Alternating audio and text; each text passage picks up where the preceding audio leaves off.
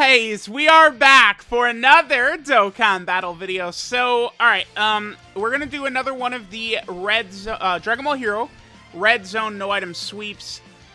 There's just, I feel like I don't actually almost have anything to talk about here. We're using Gamma 1's team, you know, Movie Hero / Artificial Lifeform. I mean, just running the Movie Hero side of it is probably all you need to do. I don't know.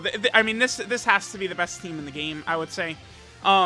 Because it's like, if you look at sort of like the strongest characters in the game, I would probably put Carnival Goku at 2.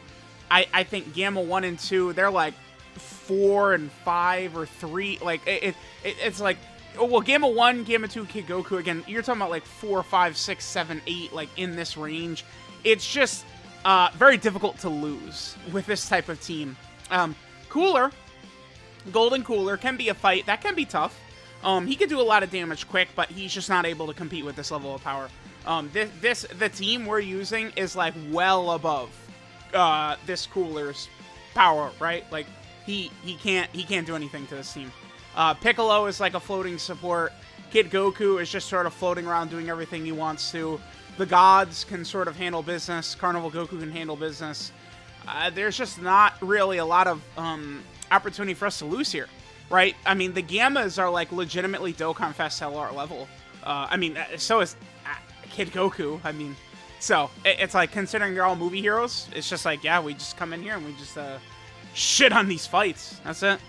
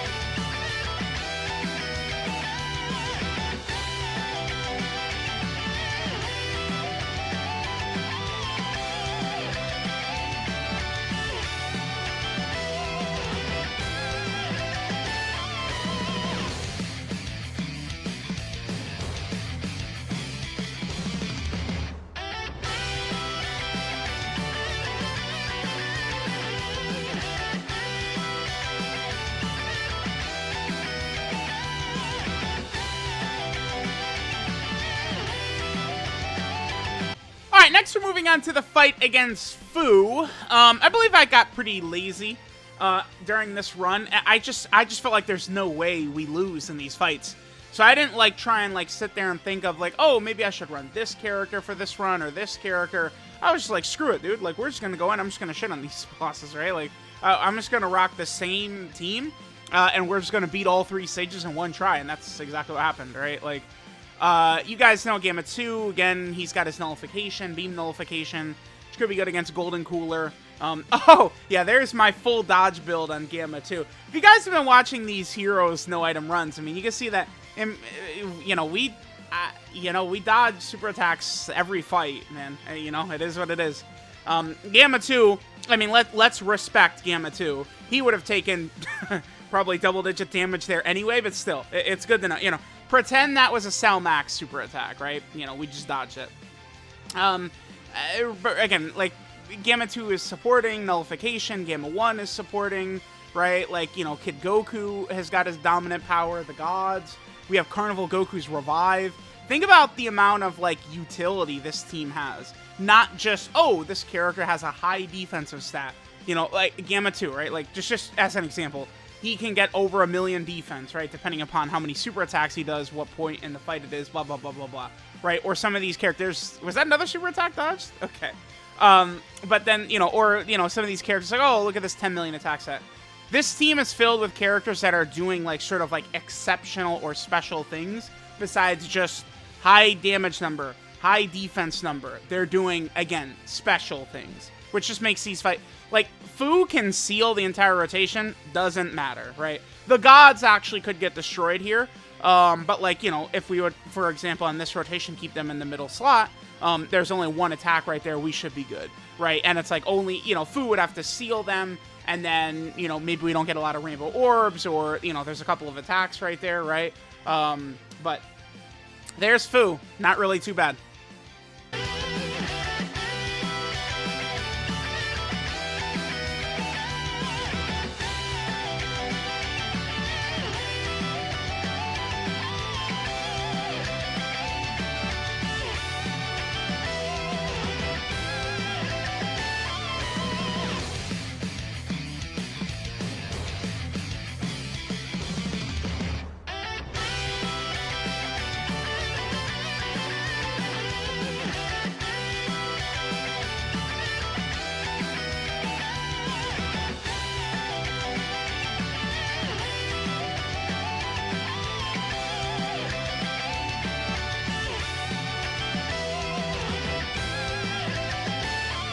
Alright guys, now we're moving on to the final fight here in the Heroes Red Zone. This is definitely the toughest fight. I would kind of say this is like, I don't want to say this is the only real fight. I don't feel like that's accurate, right? Golden Cooler can certainly do damage. Fu can be a bit of a problem as well, right? Like I do want to sort of respect them, but this fight being 3 phases means that a lot of these characters we have that build up, you know, such as Gamma 2 has to do several attacks, the Gamma 1s have to be hit, Carnival Goku has to be hit, the gods want to super attack and stack, right? We have all these types of characters that the longer the fight goes on, the stronger they're getting, or the closer to full power they're getting, right? So that we're just going to be looking to be in a really, really good position, and that's pretty much exactly what happens here. I mean, the Gammas, again, are Dokkan Fest LR level, you know, like, it's just, there's not, like, dude, like, the Gammas are really powerful. Like, the Gammas are very strong, right? Like, if you want to think of, oh, what is a good character in Dokkan? Like, what makes a character good? Look at the stuff that these two have got, right?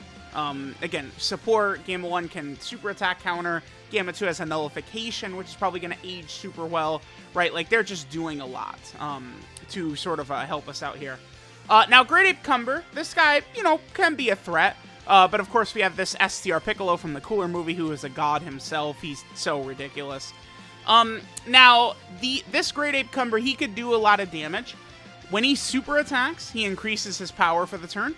So if he super attacks right away, that will make these Great Ape AoE normals hit even harder. But here's the thing about that, right? He can't hurt this team, so it doesn't really matter. Cumber can also stun in all 3 phases, so that if Cumber supers the first slot before the first slot character can attack, he will stun them so that they're not able to even get an attack in, which can be annoying, depending upon which character you have in slot 1, which characters you're running, and stuff like that. But for the most part, again, we just come in here, we just blitz this fight. Like, he can't do anything to us. We have characters that could do massive, godly amounts of damage. The gods, you know, and Gamma 2 are, you know, offensive juggernauts with all the additionals they can do. You know, and then, of course, Gamma 1 and Carnival Goku, they could get their, you know, their decent damage in as well. So, there we go. There is the Heroes Red Zone done with Gamma 1's team. I got a bit lazy just in that I just ran in with the same lineup in all 3 fights, but I figured I could just save myself a lot of time by just jumping in and shit stomping the fights, right? That way, it's like some of these weaker teams I was still having to use, like HL Cell's team or the Goku and Gohan team or something like that, right? I could just put more time towards focusing on those if they would give me trouble, and then, you know, just blitz it with the Gammas. So, let me know what you guys think of the Gamma 1 team specifically. No iteming the Heroes Red Zone. Thanks, guys, for watching, and I'll catch you guys next time.